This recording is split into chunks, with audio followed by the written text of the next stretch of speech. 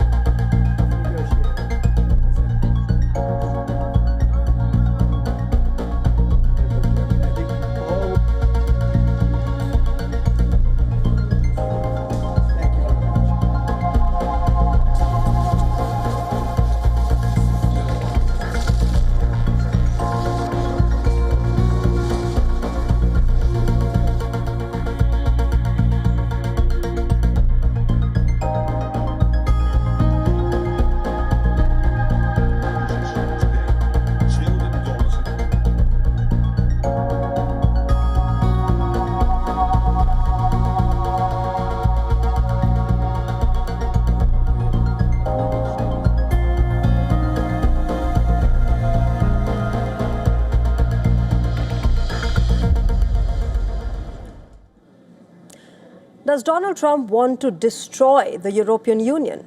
Well, it certainly sounds like it. A new report making the rounds on social media, first published by an outlet called Defense One, claims that a longer, unreleased version of the US national security strategy lays out a radical shift in Washington's approach to Europe. The unpublished strategy circulated before the White House released its official version last week. Details three core priorities for America: competition with China, a withdrawal from Europe's security, and a new focus on the Western Hemisphere. But it goes much further than that. The report states that the Trump administration wants to, quote, make Europe great again. And how does he plan to do so? Well, by pulling certain like-minded, presumably right-wing governments of Europe away from the European Union. Specifically, Austria, Hungary, Italy, and Poland are named. The strategy argues that Europe faces civilizational erasure due to immigration and supposed restrictions on free speech. It proposes that the United States support parties, movements, and cultural figures in Europe who promote traditional European ways of life just as long as they remain pro-American. Perhaps the biggest takeaway from the American security strategy was this. The publicly released NSS document criticizes a perpetually expanding NATO. The longer version, however, goes much deeper, calling on European NATO members to wean themselves off the US military support. Already, remember, some of the government of these states, like Hungary, for example, are widely known for their anti-EU stance and rhetoric. In fact, just today, Hungarian Prime Minister Viktor Orbán accused officials in the European Union of systematically raping the law by planning to strip member states of veto powers over frozen Russian assets.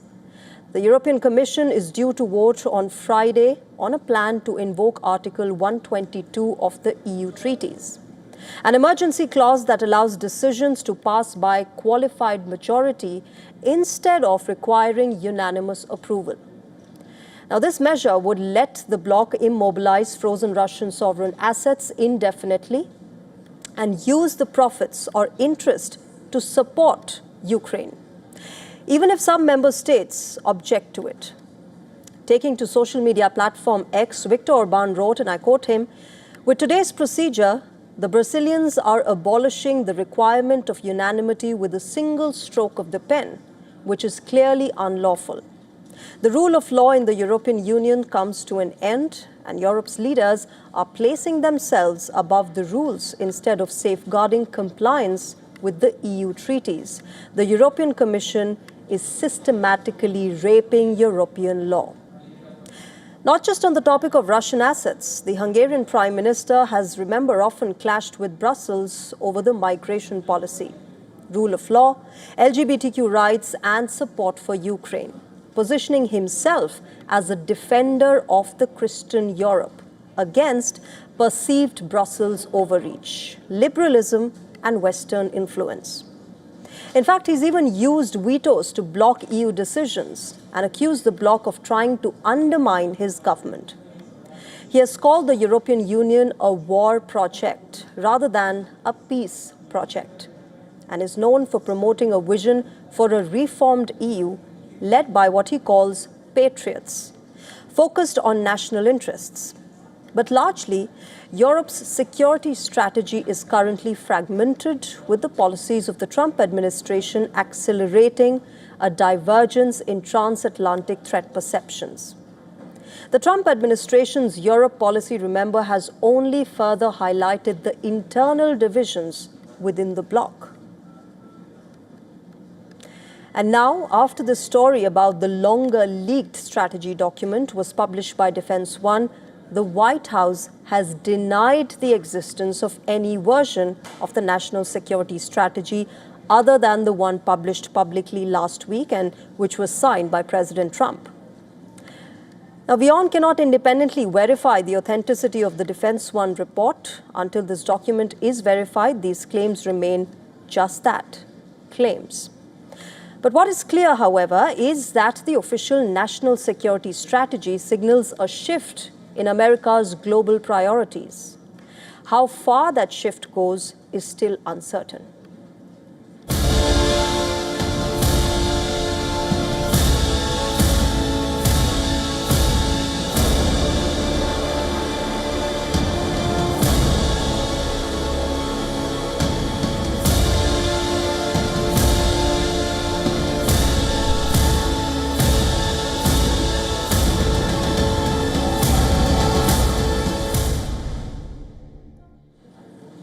In the era of alliances forming and breaking, United States has unveiled a new technology alliance. It's called the Pax Silica, and the US has termed it the new security paradigm.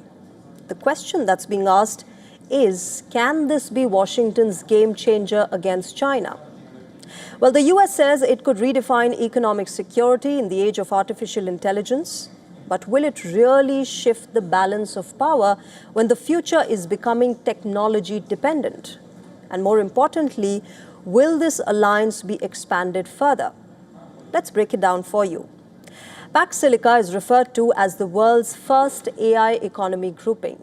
According to its own official release, the US sees it as a new economic security paradigm, a partnership designed to secure everything needed for advanced technology. Critical minerals, energy, semiconductors, artificial intelligence infrastructure, and the supply chains that connect them. Now, in simple terms, Washington wants a tech ecosystem that does not depend on China. Remember, China already controls nearly 70% of global rare earth mining, giving it huge leverage in tech, green energy, and defense sectors. Similarly, in terms of artificial intelligence, Beijing is aiming for global AI leadership by 2030. China dominates global silica production, accounting for over 70%, far exceeding Russia as well as the United States, which produce significantly smaller amounts. Let's also talk about India. And here's where India stands in the global critical minerals race. At the moment, Pax Silica excludes India. Now, this could be because Washington and New Delhi remain locked in trade negotiations following US President Donald Trump's tariffs on Indian exports. In fact, later today, the inaugural summit will bring together the partners, including Japan, South Korea, Singapore, the Netherlands, United Kingdom, Israel, UAE, and Australia.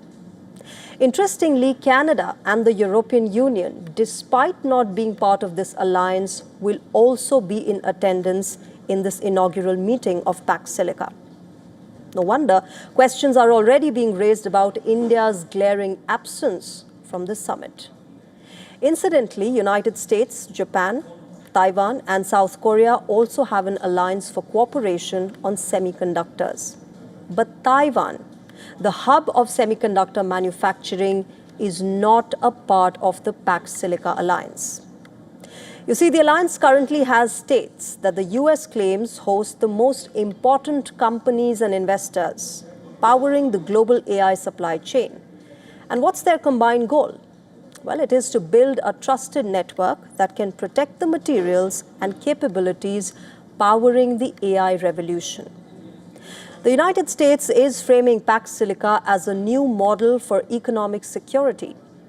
According to the US State Department's official release, securing supply chains, reliable technology, and resilient infrastructure are now essentials for national power and economic growth.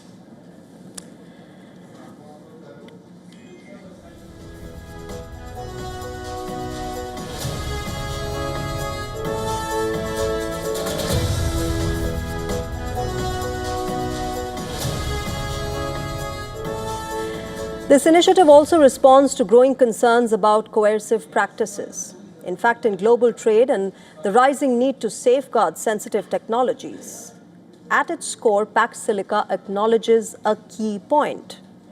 AI is reorganizing the global economy.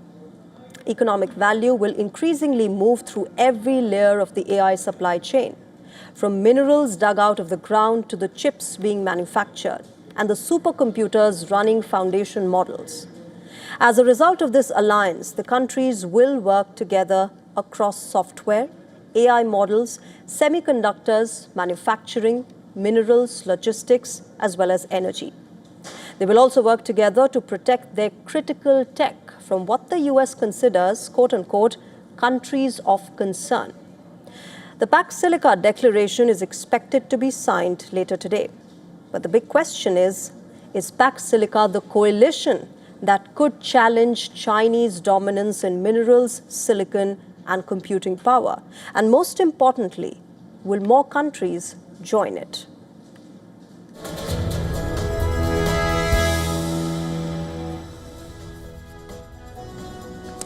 We now shift our attention to a disturbing tactic surfacing across borders, one that targets women who reportedly dare to challenge Beijing. According to a report in The Times, activists in Britain are accusing China of weaponizing deepfake pornography and sexual harassment to intimidate female voices in the democracy movement. Women who specifically speak out against the Chinese Communist Party are being accused of being sex workers, and they're being targeted with misogynistic abuse. According to the report, Carmen Lau, a former Hong Kong district councillor who fled to the UK, recently discovered that her old neighbours in Maidenhead, a town which is located about 50 kilometres from London, received letters containing digitally manipulated sexual images of her. The envelopes were allegedly posted from Macau. They showed her face pasted onto nude or semi-nude bodies. In fact, with one image also depicting a fabricated sexual act. Each letter even listed her full former address. Lau was quoted in the report stating that these attacks were aiming to harm her credibility and scare her out of public life. With the bigger objective of silencing women who criticize authoritarian regimes, she's far from alone.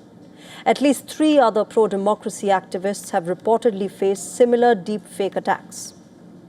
Canadian-based dissident YouTuber Yao Zhang had fabricated pornographic images circulated under spoofed accounts, mimicking official Canadian government pages, including those impersonating former Prime Minister Justin Trudeau. 20-year-old activist Klo Cheung, who has a £100,000 bounty on her head from Beijing for allegedly taking part in an anti-government protest in Hong Kong when she was just 14 years old, described her sexualized abuse online. She received messages calling her a sex worker and claiming that her activism is linked to relationships with white men. She says the harassment follows a systemic pattern. Chung Ching Kwong, another activist, reports similar hostility. After relocating to the UK, she faced accusations of being a race traitor, and she endured degrading sexual remarks. She also added that Beijing and its supporters consistently use misogyny as a weapon to discredit women. Activists reportedly urged the British government to protect them from this transnational repression. Earlier this year, UK's Home Office reportedly rejected proposals for a dedicated hotline to support those harassed by foreign states, leaving activists without a clear channel to report intimidation.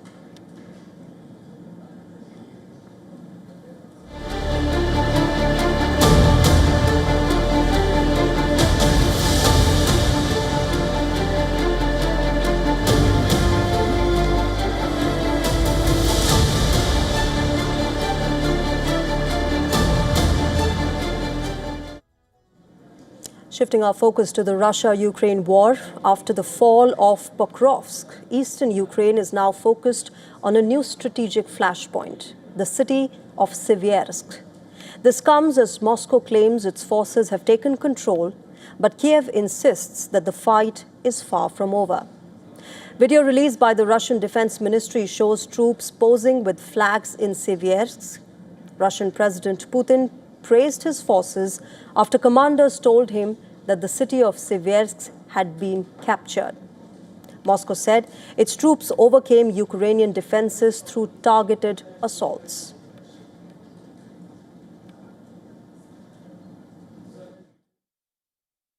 The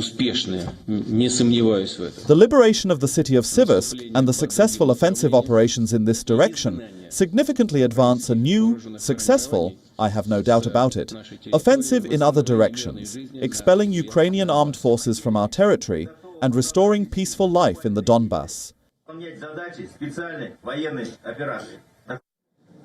Now remember, Sieviersk sits on key supply routes in Donetsk and is a stepping stone towards Sloviansk, which is one of the last major cities held by Ukraine in the region. Whoever controls Sieviersk can shape the direction of future offensives. Russian forces also claim to capture nearby cities, including Kucherovka and Kurilovka. However, Kiev rejects Moscow's claims. Ukraine's Operation Task Force says the city remains under Ukrainian control, with troops blocking infiltration attempts. Ukraine also reports fierce fighting in the northern districts of Pokrovsk, where Russian units have tried to break through. In fact, Ukrainian soldiers were also seen reinforcing fortifications near Pokrovsk. Now, Pokrovsk, remember, was also claimed by Moscow on the 1st of December. It happened just days ahead of American envoys holding talks with President Putin.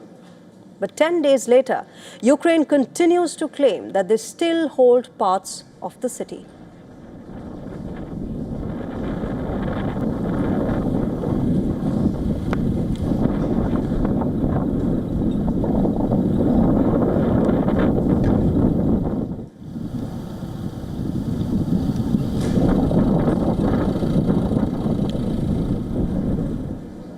Ukraine is, remember, also engaged in intense diplomatic efforts. Volodymyr Zelensky says that Kyiv has presented the US with a revised 20-point framework to end the war. We are ready to work with President Trump in any format. And if President Trump is speaking more about elections in Ukraine, I want to say this very openly. We can try to hold elections. Ukraine is not hiding from democracy, but to make elections possible, there must be a security component, and America can help with this the most. Now, with Pokrovsk still partially contested and Sieviersk at the center of the next clash, both Moscow and Kiev are digging in. The Donetsk front remains highly contested, and the fate of Sieviersk can change the direction of the war. As diplomacy continues behind the lines, but on the battlefield, the fight is far from over. Coming up on Gravitas, the space battle that tech billionaires are locked in. And it's not for rockets, it's for data centers.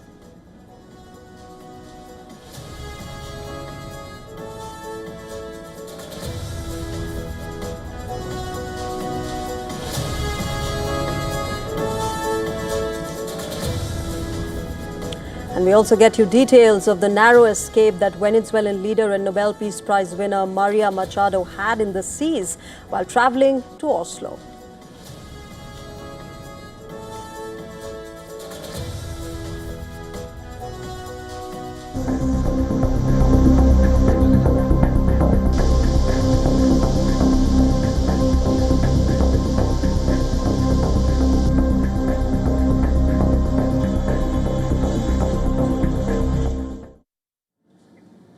The future of artificial intelligence may just be heading out of this world.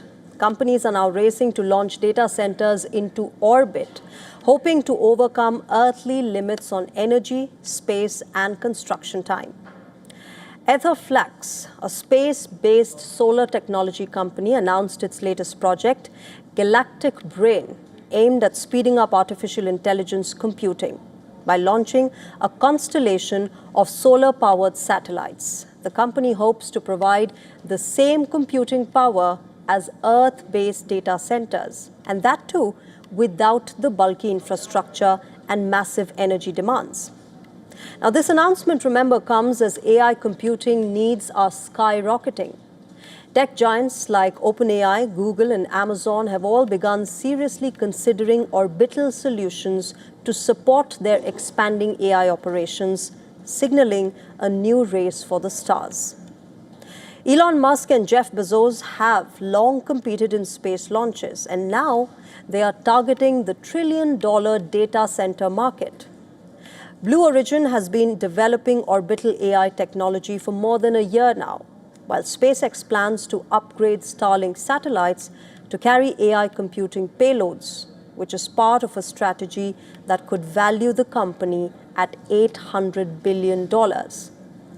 Deploying satellites with significant AI computing capability, remember, presents major engineering challenges. Scientists and engineers must navigate the cost of launching swarms of satellites, cooling computers in space, and ensuring reliable connectivity back to Earth. In Europe, the ASCEND study, a 16-month research project which is funded by the European Commission, has found space-based data centers to be technically, economically, and environmentally feasible. Coordinated by Thales Alenia Space, the study examined how orbital data centers could relieve Earth's energy demands by harnessing solar power. Analysts say this move to orbit could revolutionize AI computing. It would allow massive machine learning systems to operate without the environmental and infrastructure strains of Earth-based centers. But questions remain. How much will it cost? How reliable will the connections be? And can AI really scale in the harsh environment of space? As tech giants, startups, and governments race to put data centers in orbit, the next AI revolution may no longer be limited to Earth. From solar-powered satellites to European studies showing feasibility, the battle for orbital computing is just beginning. But the question is no longer how much AI will grow, it is whether it will grow among the stars.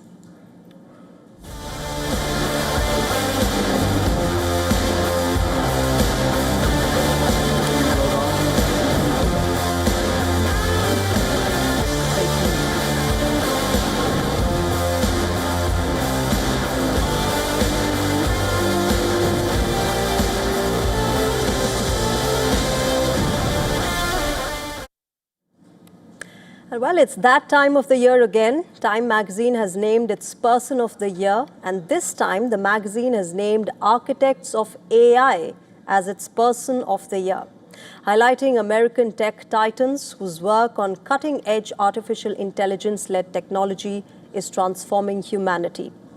NVIDIA's Jensen Huang, OpenAI's Sam Altman, and xAI's Elon Musk are among the entrepreneurs who have been described as having grabbed the wheel of history, developing technology and making decisions that are reshaping the information landscape, the climate, and our livelihoods. The magazine notes that these architects of AI have, and I quote, reoriented government policy, altered geopolitical rivalries, and brought robots into homes. AI emerged as arguably the most consequential tool in great power competition since the advent of nuclear weapons. One of the two covers of the magazine is a take on the iconic lunch atop a skyscraper photograph from 1932. It shows iron workers casually eating lunch on a steel beam above the New York City. In the time, the illustration, Meta's Mark Zuckerberg and chief Lisa Su, Google's AI chief Demis Hassabis, Anthropic's Dario Amodei, Stanford professor Fei-Fei Li, along with Elon Musk, Huang, and Sam Altman, are all shown sitting astride the city. According to the magazine, which is owned by Silicon Valley billionaire Mark Benioff, 2025 was the year that AI shifted from promising technology to reality. And when ChatGPT usage more than doubled to 10% of the world's population, NVIDIA's Huang told Time magazine that AI is the single most impactful technology of our time, predicting that artificial intelligence will grow the global economy from $100 trillion to $500 trillion. Of course, Time magazine also pointed to AI's darker side. Remember, this year saw lawsuits alleging chatbots contributed to teen suicides and mental health crises. Job displacement looming as more companies race to replace human workers. And like it or not, AI is here, it is expanding, and its architects are now responsible for the world that we all live in.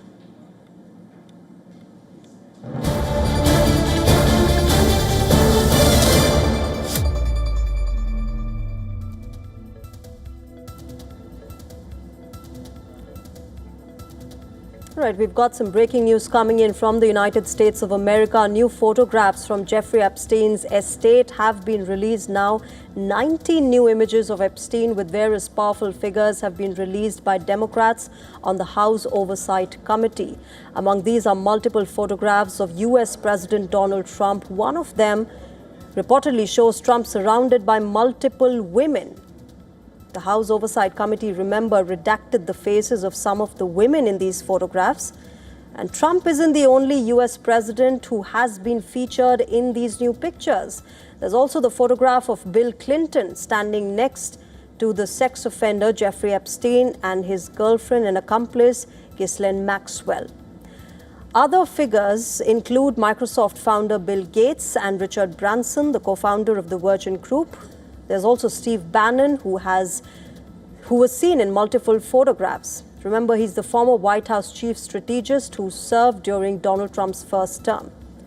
The new photos clearly re-emphasize that the convicted sex offender Epstein was well connected with America's rich and powerful. That's the latest that has come in on Jeffrey Epstein.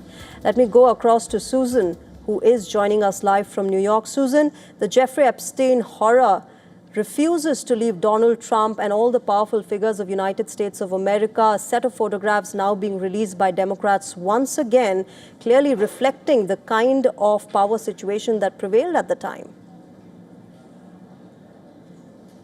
Yeah, it really does perhaps shed some light on the scope of influence that Jeffrey Epstein had, not only in the power circles here in the United States, but abroad as well, Europe and other countries.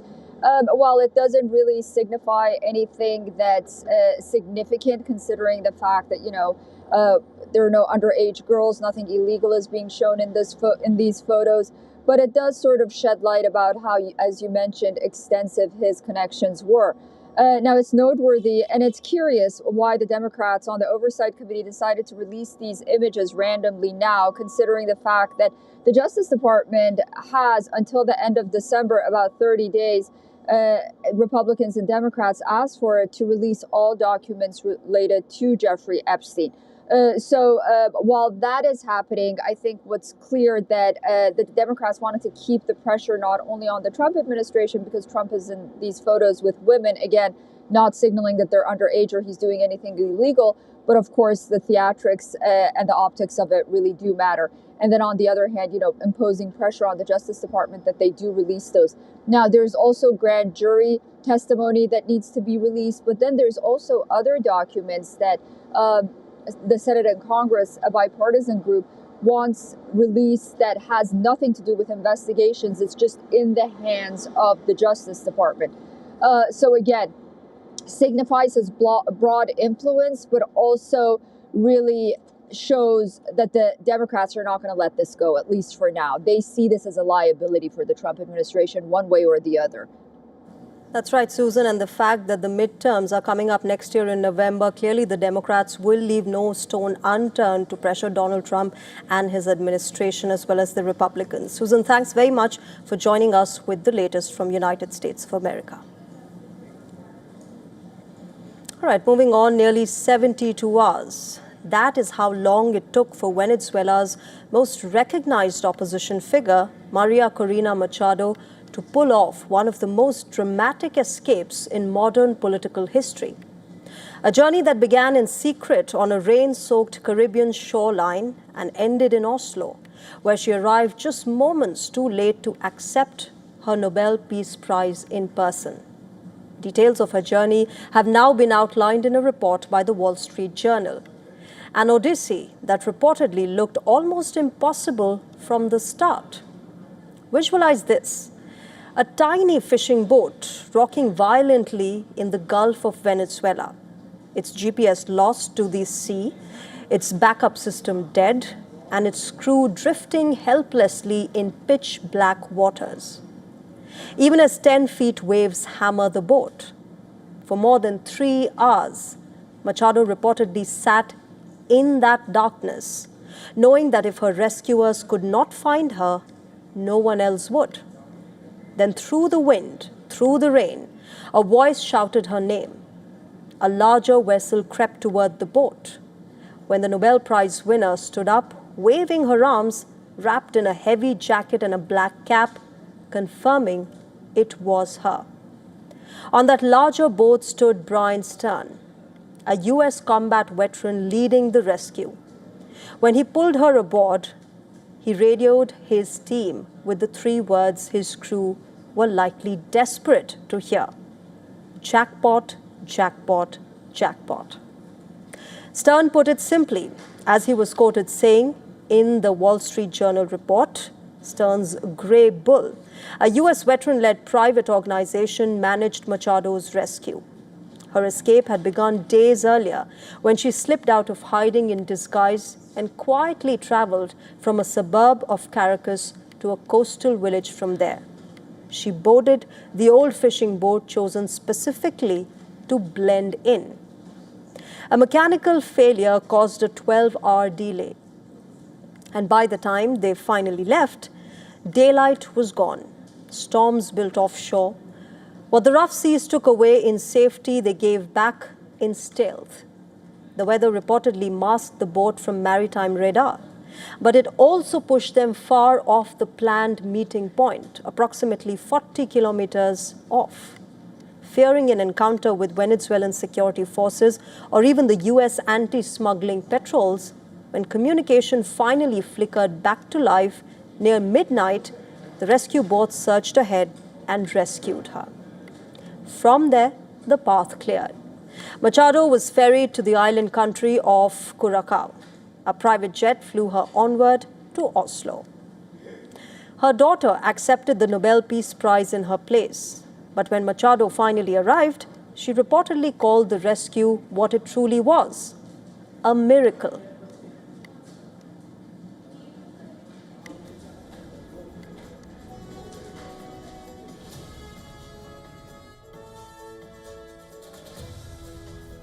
Si puedo decirles que fueron horas. Yes, I can tell you they were very intense hours, with moments when I felt there was a real risk to my life. And it was also a very spiritual time, because in the end, I simply felt I was in God's hands and that whatever the Lord decides will be. Muy espiritual, porque al final.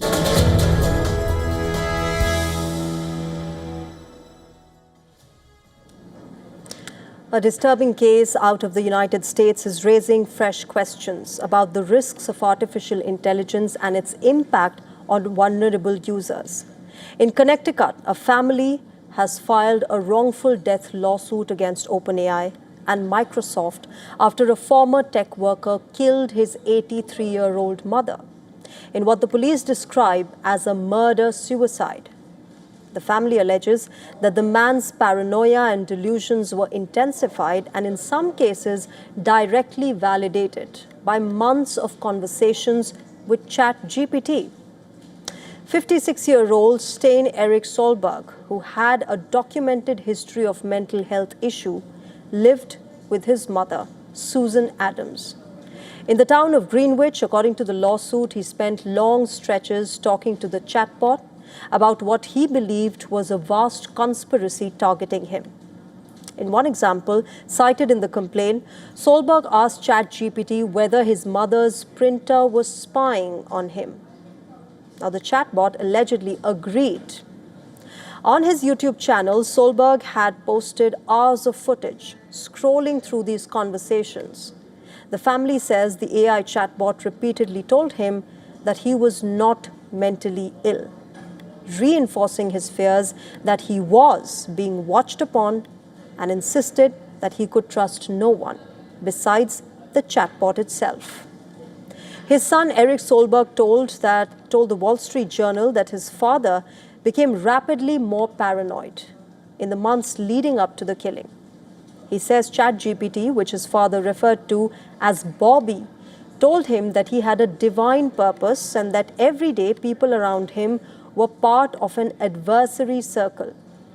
The lawsuit claims the chatbot never suggested seeking professional help, even as Solberg's messages showed clear signs of emotional distress. It also accuses OpenAI of failing to build adequate safeguards and of designing a system that could foster emotional dependence in vulnerable users. OpenAI has not released the full chat logs to the family. In a statement, the company called the situation as incredibly heartbreaking and said that it continues to improve ChatGPT's ability to recognize distress and guide users to real-world support. Now, this case is believed to be the first in the United States linking a homicide, not a suicide, to an AI chatbot's responses. Solberg's family is seeking unspecified damages and a court order requiring OpenAI to strengthen its safety features. But this lawsuit is just the latest in a growing list of cases that have accused AI systems of contributing to mental health crises. This is especially pertinent as the AI industry is expanding rapidly and reaches hundreds of millions of users worldwide. Moving on, the people of Gaza are facing a new disaster, one that has arrived on the heels of 2 years of relentless war. Torrential rain has flooded dozens of displacement camps, leaving families who have already lost so much struggling just to stay dry and alive. Take a look at our next report.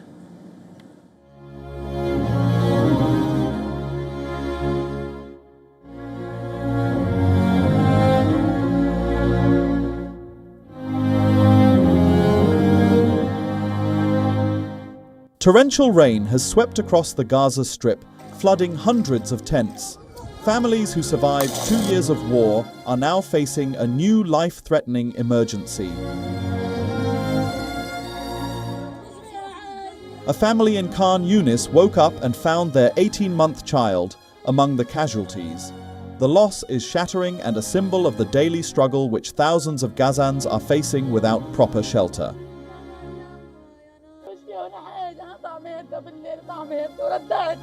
We were sleeping normally. It was raining and cold. I don't have a tent or anything to make her warm. I fed her and there was nothing wrong with her. When we woke up, we found the rain over her and the wind on her, and the girl died of cold suddenly.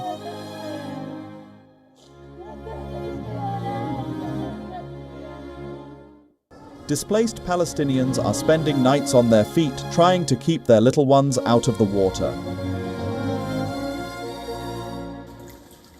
with foods ruined and belongings washed away. Survival is once again an uncertain possibility. All night long, the children and I were on our feet, all night long on our feet. If I, the adult, can't handle it, how about the little children, these children? How can these children handle it? Even our food and drinks that they give us in aid, there are no food or drinks left, no food or drinks. Film the boxes of food and drinks so you can see how they have all fallen on the ground. The flour fell, everything fell. Municipal and defense teams are overwhelmed. Fuel and vehicle shortages have left them unable to answer more than 2,500 emergency calls. The United Nations International Organization for Migration says almost 800,000 displaced people are living in low-lying, rubble-filled areas where water accumulates quickly and drainage is almost non-existent. The International Organization for Migration says basic materials like timber, plywood, sandbags and water pumps have not been allowed into Gaza due to access restrictions. Israel insists aid is entering and accuses agencies of mismanagement. Aid groups have been completely denying these allegations, with more than 1.5 million people still displaced and 300,000 new tents urgently needed. The humanitarian situation remains dire. After 2 years of relentless war, Gaza's most vulnerable are now facing a new threat, one that cannot be stopped by a ceasefire. For hundreds of thousands of families, floodwaters are rising faster than help can arrive.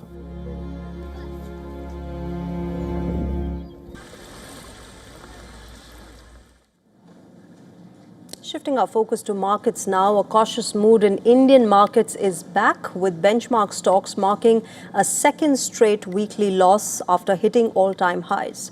The rupee crashed to a record low for the second straight session on Friday. While stocks have rebounded, the rupee continues to take a hit, and the ongoing rout risks a vicious cycle. Sentiment remains shaky due to foreign outflows from domestic stocks and the delay in a US trade pact. The rupee breached the 90.5 per dollar mark for the first time on Friday, extending the rout from the previous session when the currency crashed to a record low. The rupee weakness has set the tone for broader market anxiety. Without a trade deal with Washington, Indian exports face a stiff 50% tariff. India's goods trade deficit hit an all-time high in October, with imports surging and exports taking a hit from tariffs. However, trade talks between the US and India have gained fresh momentum in recent months. Official negotiations followed a phone call between Prime Minister Narendra Modi and President Donald Trump. It reinforced that optimism. However, any sort of a trade deal still remains elusive, with both sides touting solid progress in talks. The rupee has also weakened because of the continued outflow of foreign capital from domestic stocks. Foreign investors remain net sellers, with outflows totaling $18 billion from the Indian stock market this year. The currency has fallen about 6% so far this year. That makes the rupee the worst performing Asian currency of 2025. Currency traders say the latest drag is the outflow from both stocks and bonds. They state that each renewed drop in the rupee makes global investors less keen to buy Indian assets. India's opposition political party, the Congress, has targeted the government for the rupee's repeated record lows this year. Last week, Congress Chief Mallikarjun Kharge alleged that the currency was weakening because of the government's policies. He said, and I quote, "If the government's policy was good, the value of the rupee would increase." While political leaders have been at loggerheads on the rupee's decline, the Reserve Bank of India's Governor Sanjay Malhotra and Chief Economic Advisor V. Ananta Nageswaran have said that they are comfortable with the current moves in the currency. In fact, Nageswaran said that he was not losing sleep over the fall in the value of the rupee. And the reason is that it was not impacting inflation or exports. The RBI, for its part, has stepped in to ease any sharp sell-off in the currency. But under the new governor, the central bank has stepped off the gas on intervention. Shifting focus to Russia now, where amid the war, Moscow's upscale patriarch Pons district, known locally as Patriki, seems to be losing the luxury sheen that once made it a symbol of post-Soviet prosperity. For years, the neighborhood was synonymous with wealth, high-end restaurants, exclusive nightclubs, flashy cars, and a social scene that attracted Moscow's elite. According to a report by the Associated Press, that picture is now shifting. A senior director at the consulting firm called CMWP, Polina Afanasyeva, says that at least 16 premium venues have shut down this year alone, replaced increasingly by low-cost coffee shops and modest retail outlets. Residents are now starting to take notice. Some say that the closures reflect the simple reality of soaring operating costs. Others say that the district feels noticeably quieter, with businesses shifting their focus or shuttering entirely. Well, restaurants are closing down now. Why? Well, because restaurants, of course, are very expensive here, because rent is insanely expensive on the ground floors of buildings. It's become quieter, and many of the shops have changed their purpose, I think. Well, it's hard to say why. Woman on left. It probably wasn't economically viable to maintain those old ones. But the reasons go beyond just high rent. As per analysts, rising personal costs are to blame as restaurants struggle to compete with Russia's high military wages, inflation-driven declines in consumer spending, and the broader macroeconomic pressures created by sanctions amid the ongoing war in Ukraine. Even well-established restaurants are buckling under the weight of Russia's economic environment. Rents have skyrocketed, and that's why you see so many restaurants leaving. Some restaurants openly said that the growth of rental rate had affected business profitability, and the decision on closure was taken. There are also global economy factors. For instance, the high price of debt financing, the high key rate. The expenses for personnel are growing, and the general solvency of the population, including those who come to the Patriarch Pons. As per international observers, the CEO of Macro Advisory, Chris Wafer, says that sanctions, inflation, and 4 years of war have all changed consumer behavior, reshaping Moscow's lifestyle economy. You see more kind of cheap coffee shops opening, more expensive restaurants, perhaps fewer of them. And even, when you go into some kind of expensive restaurants, the menu choices are significantly smaller than used to be the case. So there's no doubt that, after 4 years of this conflict and sanctions, that there is an impact on lifestyles. From a glittering symbol of Russia's boom years, Patriki, it seems, is now adjusting to a new reality. Fewer luxury patrons, fewer luxury businesses, and an economy that no longer is able to sustain the lifestyle that the district was once known for. All right, shifting our focus now to Sudan, where tensions are rising along the Sudan and South Sudan border after a deadly drone strike on one of the region's most important oil facilities. The attack comes just hours after the Rapid Support Forces seized the Helig, which is the oil hub of both the countries. Take a look at this report for more details. A deadly drone strike has hit the Heglig oil facility in Sudan, killing dozens just hours after the RSF captured the site near the South Sudan border. The RSF accuses the Sudanese army of deploying a Turkish-made Akinci drone. Both sides confirm the strike but say the full toll is still unknown. Local reports say tribal leaders and RSF fighters are among the dead. South Sudan confirms 3 of its soldiers were killed in the blast. The attack followed a mass surrender of about 3,900 Sudanese troops who fled into South Sudan, a day after the RSF took Heglig without resistance.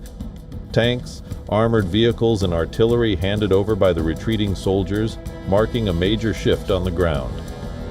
The fighting has sparked a new refugee surge with thousands crossing into South Sudan. The country insists it is neutral even as control of Heglig threatens its crucial oil export routes. However, analysts are also hinting at foreign forces in play. The conflict in Sudan is going to spill over because of the external forces that are in play. We have the other forces like Turkey and the likes and the company supporting Sudan army. And then we have the others like IAU, Saudi Arabia, and the proxies like Kenya also supporting him. So the conflict is going to spill over because of vested interest. And we don't see the end of this conflict soon because of the heavy interest of these people. The stakes are critical for South Sudan's. These pipelines is its primary source of revenue for its export routes. Further disruption could deepen its economic crisis as it is already strained by years of instability and mass displacement. As the drone smoke settles over Heglig, the attack has laid bare just how vulnerable the region's oil corridor has become. A single strike and a single oil field now threaten to pull both nations deeper into uncertainty and deeper into conflict.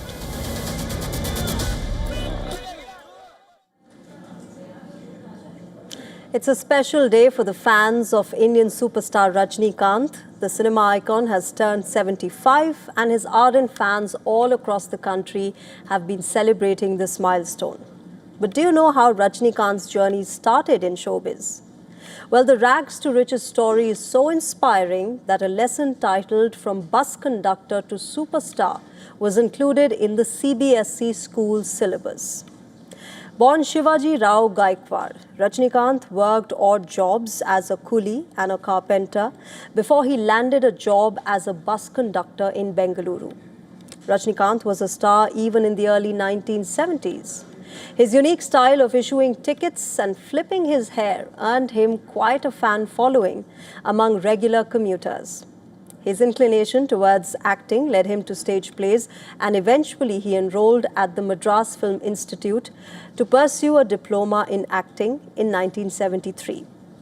He then made his debut with K. Palachandar's National Award-winning film, Apurva Ragangal, in 1975. Interestingly, Rajinikanth's initial years in the film industry featured him primarily as a villain and as an anti-hero. It was only in 1980 that he got his breakthrough with Billa. The film emerged as a box office blockbuster and cemented Rajinikanth's position as a household name. He established his signature style, mannerisms, and head-turning dialogue delivery in several hits, including Hillu Mullu and his Bollywood debut, Andha Kanoon. The 1990s was the era when Thalaiva thought, and we know that he was born at that time. Films like Annamalai, Basha and Muthu achieved massive success and turned him into a cultural juggernaut.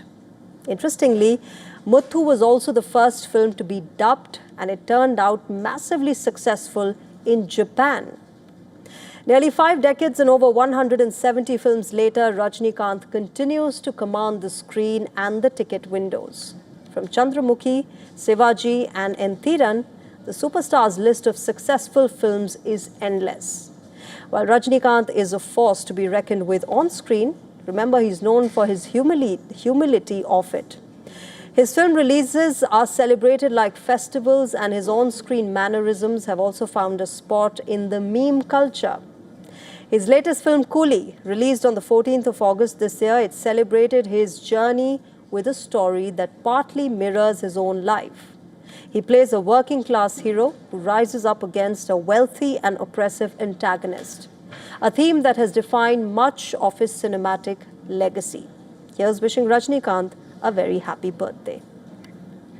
All right, with that, it's a wrap on this edition of Gravitas, but news and updates will continue on WION. Thank you very much for joining us tonight. Bye-bye.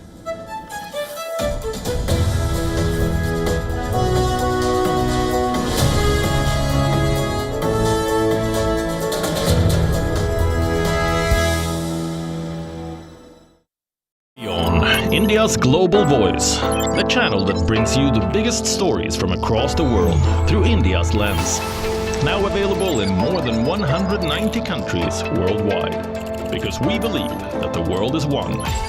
Watch us in Africa, Europe, USA and Canada, South America, Asia Pacific, Middle East and North African regions. Also available on these digital platforms across the world. WION. World is one.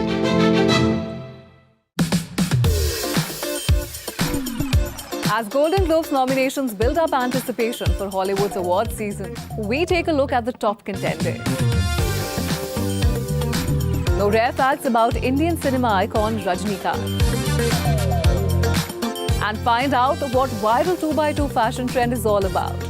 All this and much more with me, Diksha Bisla.